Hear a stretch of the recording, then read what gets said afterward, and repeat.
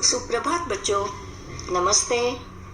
आज हम अक्ल बड़ी या भैंस ये 9वां पाठ करने जा रहे हैं। बहुत ही सुंदर और चित्रों से भरा हुआ ये पाठ है, देखकर मजा आ जाएगा। आफंती के बारे में आप लोग सब जानते हो, तो शुरू करते हैं। आफंती के शहर में एक पहलवान भी रहता था। एक दिन वह आफंती से बोला, तुम भले ही अक्ल में बड़े हो, लेकिन ताकत तो मुझ में ही अधिक है। यहाँ एक चित्र दिखाया गया है। आफंती अपने गधे के साथ है, वो उसका पालतू गधा था और रंग बिरंगी पोशाक उसने पहने रखी है आफंती ने। और ये पहलवान पेड़ से लटक रहा है और वह आफंती को मानो चैलेंज दे रहा हो कि तुम अक्ल से बड़े हो, लेकिन ताकत तो मुझ में अधिक है। तो हमें यहाँ आज बच्चों देखना है कि अक्ल सबसे बड़ी है या ताकत, यानी अक्ल बड़ी या भैंस। अच्छा, पर ये तो बताओ तुम्हारे अंदर कितनी ताकत है?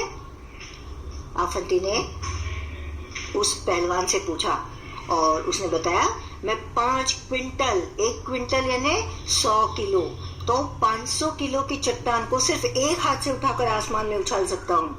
5 क्विंटल बताया उसने, इतना ताकतवर था वो पहलवान। तो आफंती ने कहा, ठीक है मेरे साथ आओ। अच्छा, आओ मेरे साथ, देखते हैं कौन अधिक ताकतवर है। इस तरह से आफंती अपने गधे पर सवार होकर उस पहलवान को साथ लेकर शहर के बाहर निकल पड़ा। आफंती पहलवान को शहर की 4 दीवारी के पास ले गया और बोला, शहर को एक फेंसिंग जैसा पूरा कवर किया हुआ कि शहर की रक्षा हो सके। इस तरह से वो बड़ी वाली दीवार थी। अब आफंती ने उसे एक काम दिया। किसे? पहलवान को। जरा इस रुमाल को दीवार के पार फेंक कर दिखाओ, एक सादा वाला हल्का सा रुमाल। तो आफंती ने उसकी अकल की परीक्षा लेनी चाहिए। पहलवान ने क्या किया, अरे इतना छोटा रुमाल, अरे ये भी क्या बात है, मैं तो 500 किलो का पत्थर उठाकर फेंक सकता हूँ, यह भी कोई बड़ी बात है। पहलवान ने रुमाल उठाकर पूरी ताकत लगाकर जोर से फेंका, लेकिन रुमाल वही गिर पड़ा और आफंती ठहाका मारकर हंस पड़ा, जोर से हंस पड़ा, क्योंकि रुमाल इतनी दूर जाने से रहा। और रुमाल हल्का होता है, जब तक उसमें कुछ बांध न ले या उसको वजन न दे, वो जाने से रहा। अब आफंती ने कहा, अब मेरी ताकत देखो। माना कि मैं दुबला हूँ, लेकिन मेरी अक्ल ज्यादा अच्छी है तुमसे। आफंती ने एक छोटा सा पत्थर उठाया, एक पत्थर को उठाया और रुमाल में उसको बांधा और दीवार के पार फेंक दिया। देखा, इस तरह से आफंती ने अपनी अक्ल का परिचय पहलवान को दिया।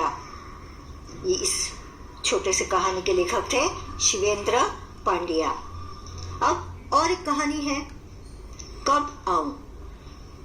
अवंती ने एक छोटी सी रंगाई की दुकान खोली और गांव वासियों के लिए कपड़ा रंगना शुरू कर दिया। सब लोग उसकी रंगाई की प्रशंसा करने लगे। रंगाई होता है जैसे धोबी होता है ना, वैसे कपड़ों को रंग करने के लिए रंगाई होते हैं। और बहुत ही सुंदर कपड़ों की रंगाई वो करता था, इसीलिए लोग उसकी तारीफ करने लगे।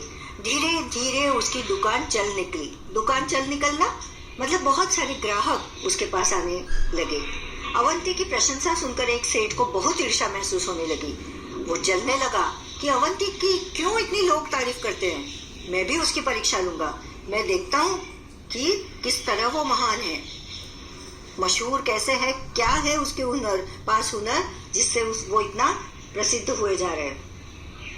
अवंती को परेशान करने के लिए वह सेठ कपड़े का एक टुकड़ा लेकर अवंती की दुकान में जा पहुंचा।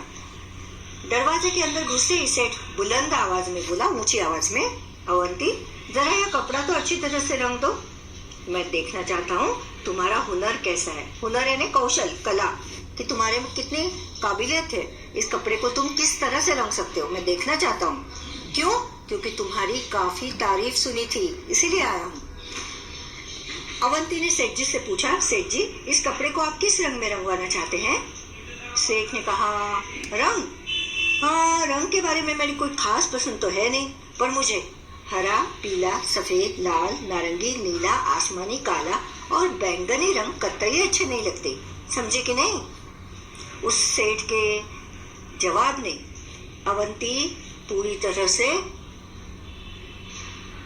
अवंती को पता चला कि कि सेठ का मकसद क्या है, क्यों आया होगा सेठ उसके पास। अवंती ने सेठ का मंसूबा भांपते हुए, मंसूबा इरादा, उसका क्या इरादा है सेठ को, सेठ क्यों आया कपड़े का एक छोटा सा टुकड़ा लेकर अवंती से रंगाने, ये अवंती की समझ में आ गया। अवंती ने सेठ का मंसूबा भांपते हुए जान लिया उसके इरादे को, उसके हाथ से कपड़े का टुकड़ा ले लिया। सेठ ने खुश होकर कहा, अच्छा तो इसे लेने में किस दिन आऊं। सेठ ने जितने रंग बताए थे उतने ही तो रंग होते हैं, उससे अलग कोई रंग हो ये तो पता नहीं था। इसीलिए अवंती ने कपड़े को अलमारी में बंद करके उसमें ताला लगा दिया और सेठ से बोला, हाँ आप इसे लेने सोमवार, मंगलवार, बुधवार, बृहस्पतिवार यानी गुरुवार, शुक्रवार, शनिवार और रविवार को छोड़कर किसी भी दिन आ सकते हैं। इसका मतलब क्या है, आपको किसी भी दिन इस कपड़े को लेने को आने की जरूरत ही नहीं, क्योंकि 7 दिन के अलावा कोई दिन होता ही नहीं है।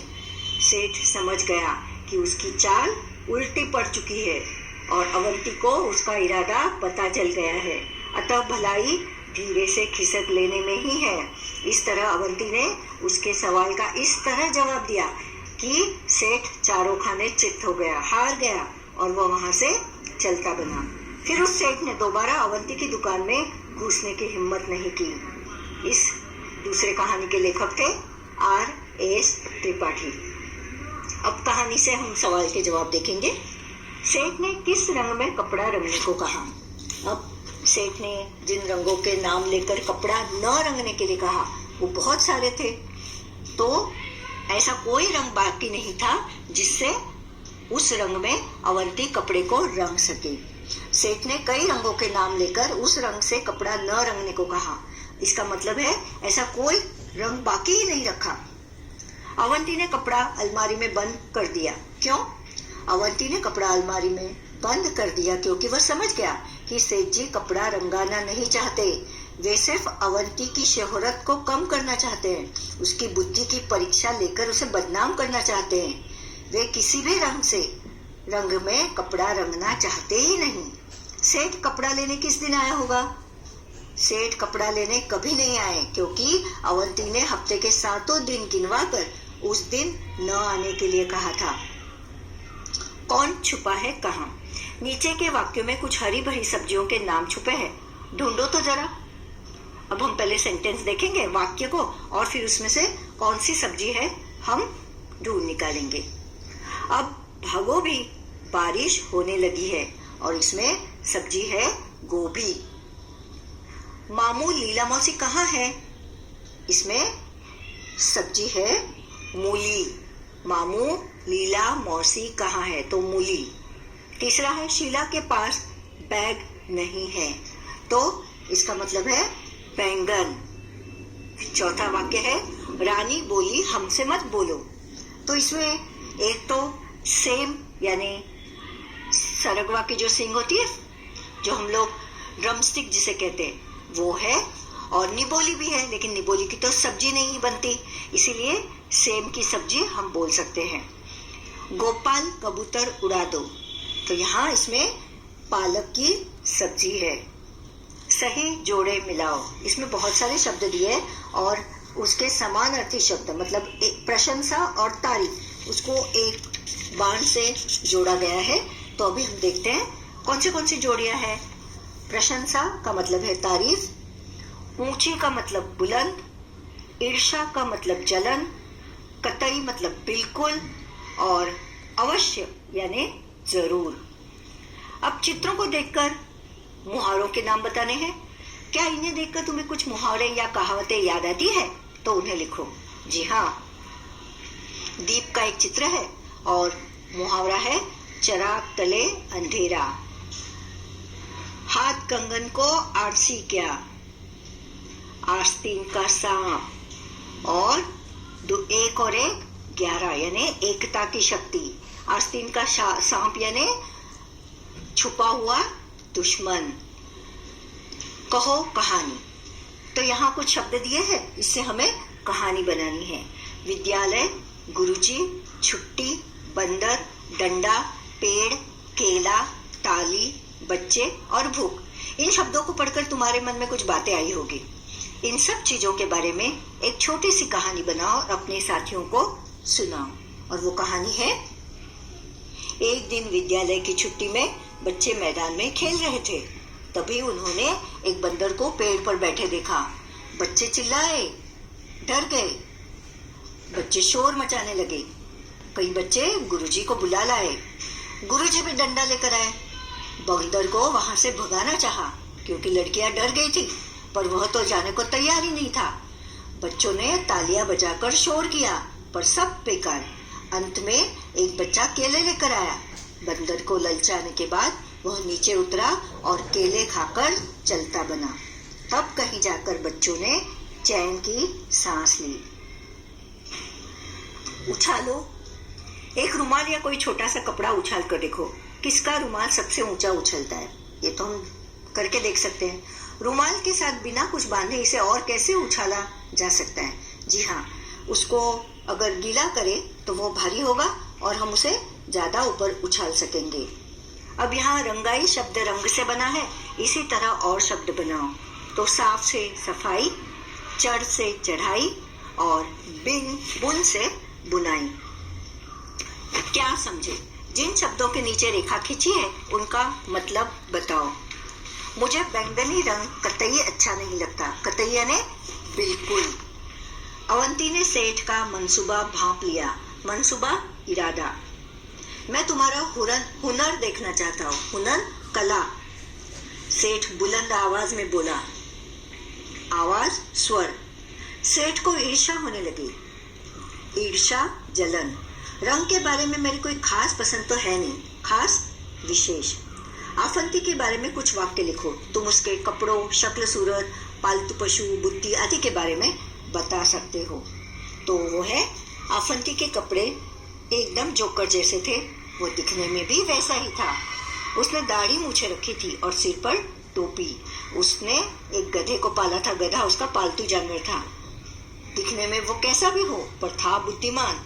शरीर से वो कमजोर था, पर बुद्धिशाली। इस तरह से वर्णन किया गया है। अब यहाँ बताया है, ऊपर दिए गए शब्दों के जोड़ों में केवल एक मात्रा बदली गई है।